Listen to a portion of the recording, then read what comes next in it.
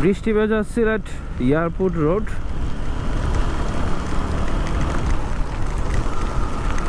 ঝড় বৃষ্টি পড়তেছেই। সব বৃষ্টি সুখের হয় না, এটা আসলে দুঃখের বৃষ্টি। সেই বৃষ্টির কারণে কিন্তু সিলেট সুনামগঞ্জ পানিতে নিমজ্জিত হচ্ছে দিনকে দিন। আর এইভাবে বৃষ্টি দিলে আরো অবনতি হবে বন্যার পরিস্থিতি। আজকে 20 তারিখ, সকালে দেখলাম বৃষ্টি নাই, ভাবছিলাম বৃষ্টি হয়তো হবে না, পানি কমতে শুরু করবে, কিন্তু এভাবে বৃষ্টি শুরু হইলে তো পানি কমবে না, বরং আরো বেড়ে যাবে। চলে আসলাম সিলেট এয়ারপোর্ট।